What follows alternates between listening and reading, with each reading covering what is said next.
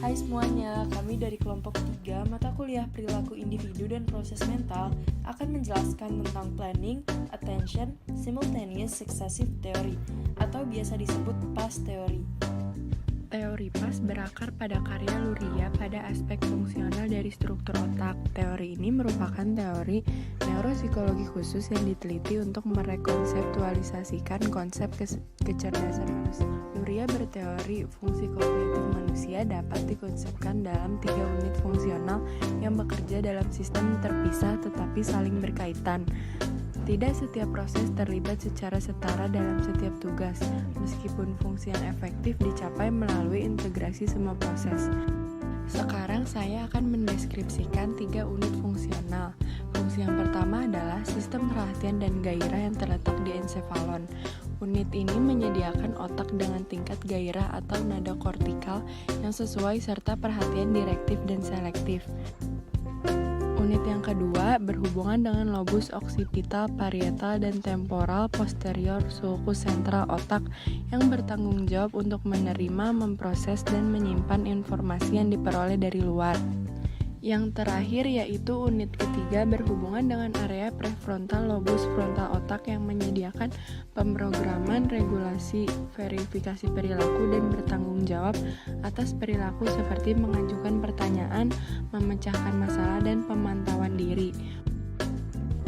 Konsep Luria tentang 3 unit fungsional yang digunakan sebagai dasar teori PAS disajikan dalam bentuk diagram. Meskipun teori fungsional memiliki beberapa keterbatasan, diagram dari teori ini menggambarkan dasar teori yang penting untuk teori PAS. Komponen terpenting dari teori ini menurut Luria adalah peran modal informasi seseorang. Basis pengetahuan merupakan bagian dari setiap proses karena pengalaman masa lalu, pembelajaran, emosi, dan motivasi memberikan latar belakang sekaligus input informasi yang akan diolah. Informasi ini diterima dari sumber luar melalui indera. Pemrosesan kognitif dapat dipengaruhi oleh pengetahuan yang dimiliki.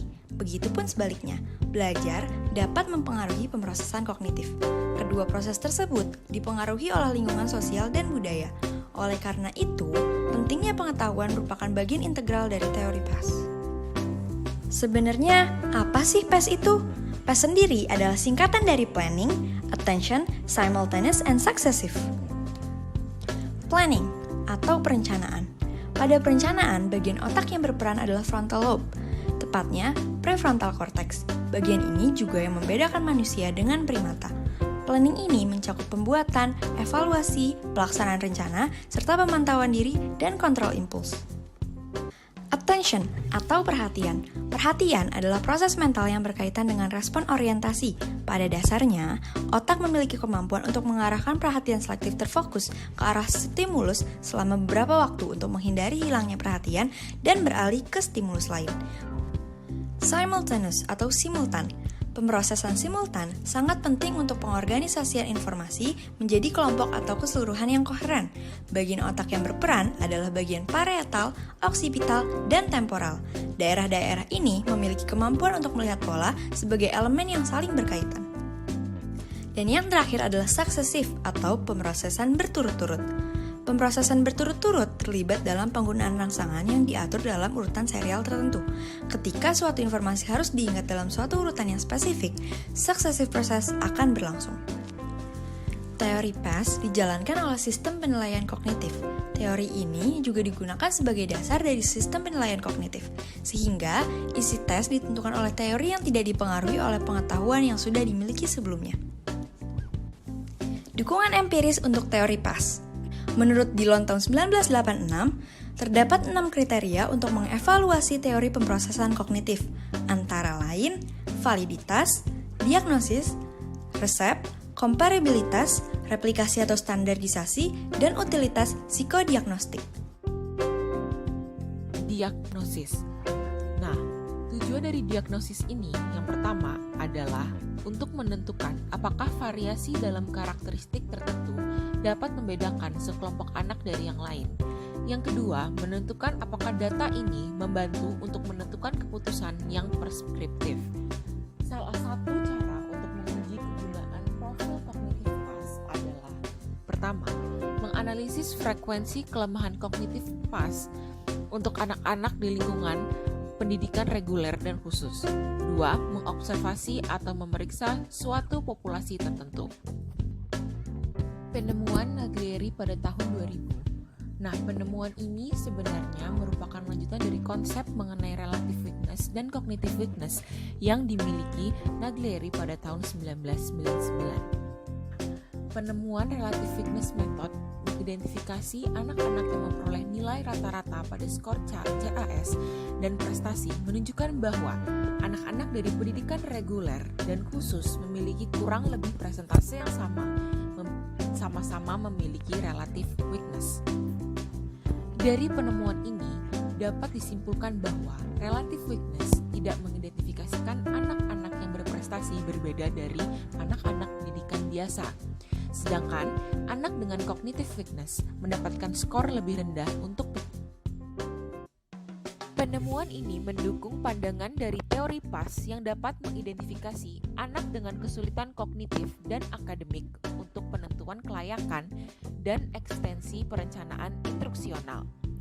Jika anak memiliki kelemahan kognitif pada 1 dari 4 konstruksi PAS dan skor yang sebanding antara membaca dan menulis, serta beberapa data lainnya, anak tersebut memenuhi kriteria untuk bantuan terhadap Specific Learning Disability atau yang biasa disebut SLD. Berbeda dengan defisit perhatian, defisit perencanaan dihipotesiskan sebagai tanda pembeda ADHD dalam batasan teori PAS. Bagian dari studi yang relevan di sini menyangkut perbandingan antara anak-anak dengan ADHD dan kelompok normatif pada dua. Secara khusus, skor rata-rata perencanaan CAS yang rendah diharapkan untuk sampel dengan ADHD. Berkenaan dengan WISC3, satu-satunya perbedaan yang memiliki ukuran efek yang signifikan tetapi kecil ditemukan ketika anak-anak dengan ADHD. Hasil dari penelitian ini menunjukkan bahwa anak-anak dalam pengaturan pendidikan reguler memperoleh skor skala PAS rata-rata pada CAS yang semuanya di atas rata-rata. Anak dengan ketidakmampuan membaca. Penyebab utama anak-anak tidak mampu membaca adalah ketidakmampuan untuk terlibat dalam pengkodaan fonologis. Keterampilan fonologis juga secara kausal berkaitan dengan perolehan normal keterampilan membaca. Dukungan untuk klaim ini juga dapat ditemukan dalam hubungan antara skor fonologis pra-pembacanya dan perkembangan bacaan mereka 1-3 tahun kemudian. Dalam analisis fungsi diskriminan dari pembaca normal dengan anak-anak dengan disleksia, ditunjukkan bahwa tes pengkodaan fonemik yang ketat, seperti pemisahan fonemik, menghasilkan sekitar 63% klasifikasi yang benar, sedangkan dua tes yang melibatkan artikulasi dan fonemik sangat sedikit. Fungsi teori PAS pada anak dengan ADHD. Teori PAS dan skor terkait memiliki kegunaan pada diagnosis banding dan pada ekstensi untuk perencanaan instruksional. Selain itu, temuan ini memberikan beberapa dukungan untuk validitas diagnostik teori. Menurut Dillon tahun 1986, sejauh mana teori pemrosesan kognitif memberikan informasi kepada kita tentang intervensi merupakan bagian dari validitas yang penting.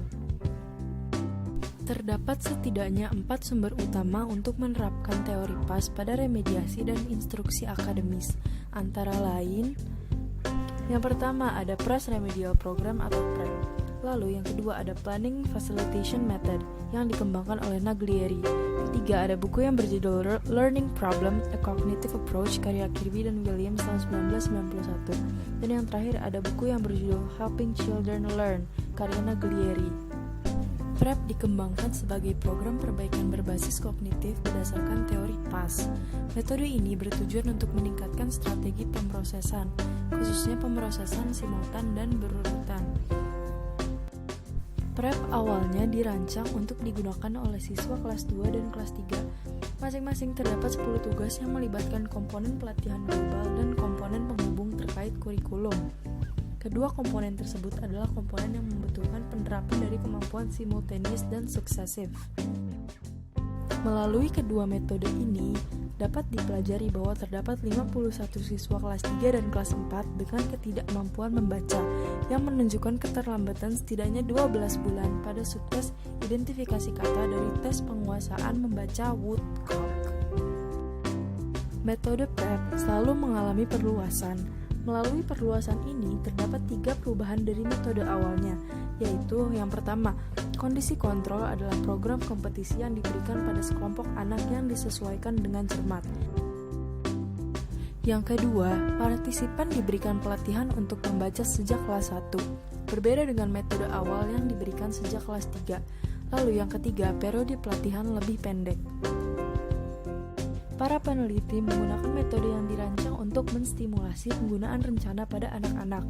Metode ini dilakukan dengan asumsi bahwa proses perencanaan harus difasilitasi dan bukan diajarkan secara langsung.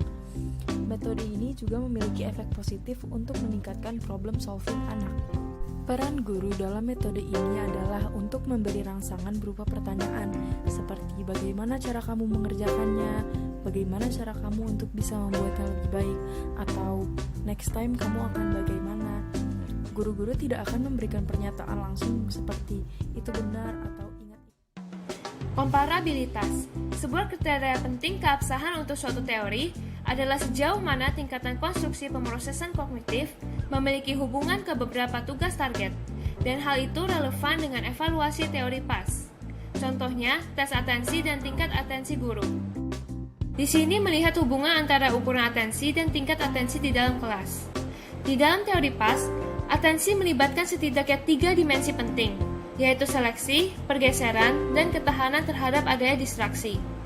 Ada satu cara untuk memeriksa kesesuaian teori PAS terhadap atensi di kelas, yaitu dengan melihat pada hubungan antara ukuran atensi dan kehadiran di kelas.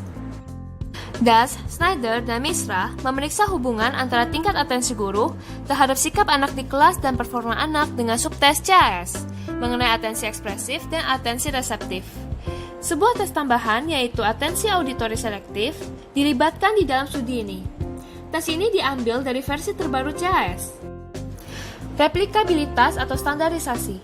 CAS dapat diterima sebagai penilaian yang dapat diandalkan dan valid dari proses PAS, dan bisa digunakan di berbagai pengaturan untuk tujuan yang berbeda-beda, seperti yang ditunjukkan di beberapa buku dan buku pegangan interpretatif CAS. Kriteria utilitas psikodiagnostik menurut Dallens berkaitan dengan kemudahan dalam teori pemrosesan kognitif yang bisa digunakan di dalam praktik. Teori PAS dan CAS memiliki pengaplikasian yang cukup untuk diagnosis dan pengobatan. Keduanya memiliki nilai dalam mendeteksi kesulitan kognitif yang dialami pada anak-anak dalam beberapa grup. Konsep intelijensi umum sudah digunakan secara luas sejak awal konsep itu dijelaskan pada pergantian abad terakhir. Dalam beberapa hal, teori PAS adalah sebuah usaha untuk menghidupkan kembali niatan pengembang-pengembang tes intelijensi awal dengan mengambil pendekatan multidimensi pada definisi kemampuan. Perbedaan yang paling penting antara IQ tradisional dan teori PAS terletak pada penggunaan proses kognitif dibanding pada kemampuan umum. Pandangan multidimensi daripada unidimensi tentang intelijensi yang disediakan oleh teori PAS adalah salah satu aspek pembedanya. Teori PAS sangat cocok untuk memenuhi kebutuhan praktik para psikolog di abad ke-21 ini.